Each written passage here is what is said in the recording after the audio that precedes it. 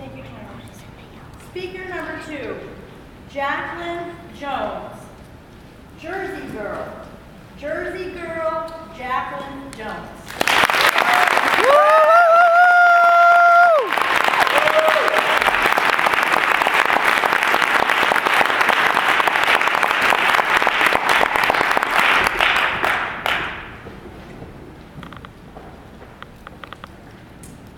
Good morning, fellow Toastmasters and Madam Contest Chair and distinguished guests.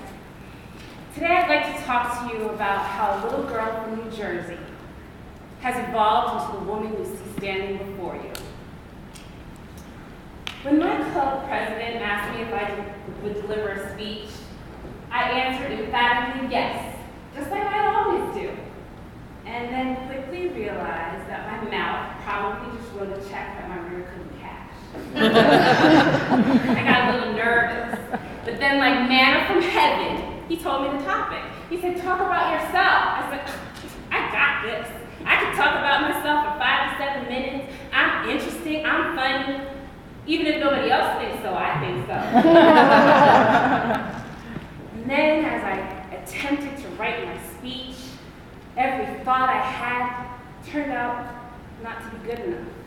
Every piece of paper ended up in the trash. I was afraid. I was fearful. I was afraid to be judged by my friends, my peers, and my fellow Toastmasters.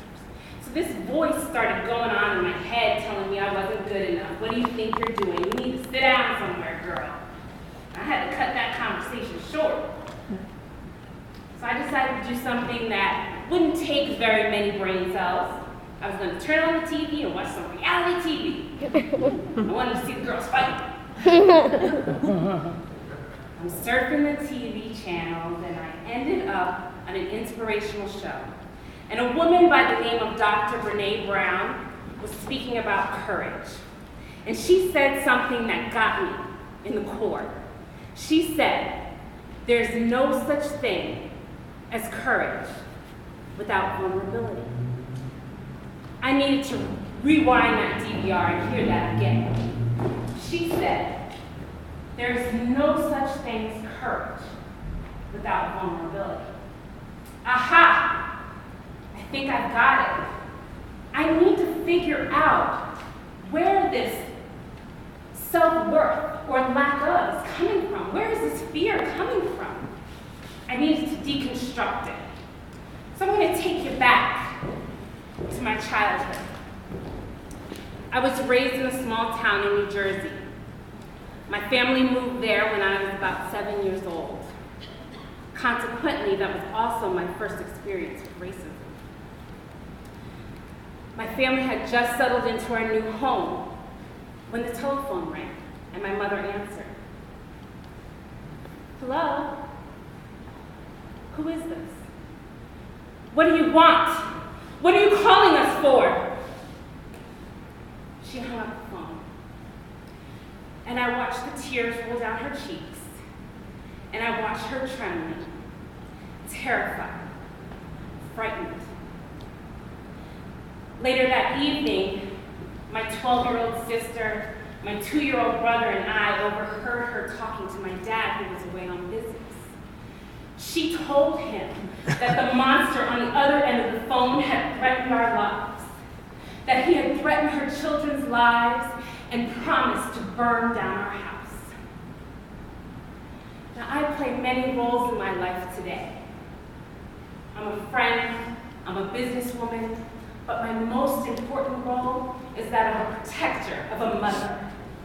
And what I realized today that I didn't realize all those many years ago was had I not seen my mother in her most vulnerable state, had I not seen her exposed, I wouldn't be able to stand here to you today and testify about her tenacity. I think about all of the things that I have not accomplished in my life. A few months ago, I was going through a tough time emotionally and physically, and I did what we all do when we think our life is coming to an end. We start our bucket list. I truly believe that I do not have my star on the Walk of Fame, and that I haven't earned my Pulitzer Prize, nor have have I cured cancer?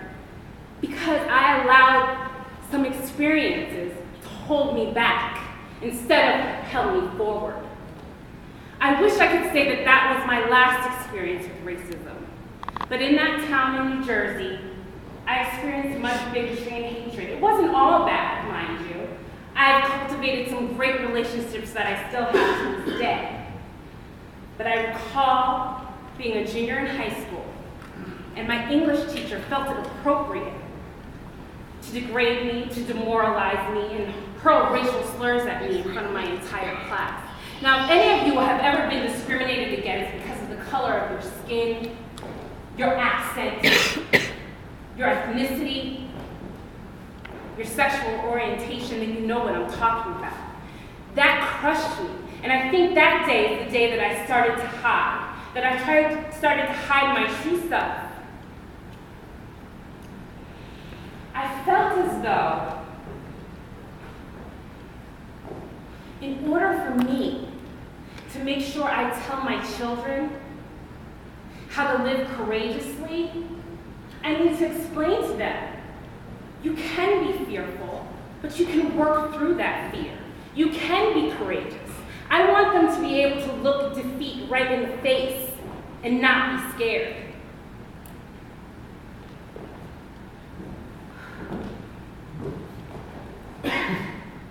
I'm going to tell you today. As I was getting ready this morning, a thought came to my mind. The greatest gift that I could give Brooklyn, who's 8, and Jackson, who's 7, is to see their mother's transformation, to see their mother be encouraged and be vulnerable, and see her work through that, and become the courageous woman that I want them to be.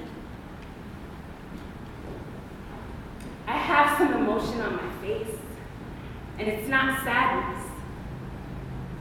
This is joy that you see, because I realize that my gift from God and the gift to my children is the courage, the strength, the ability to step in that ring every single day and fight, to work through their fears. I challenge each and every one of you to be vulnerable. It's okay. But then go live your life courageously. Thank you.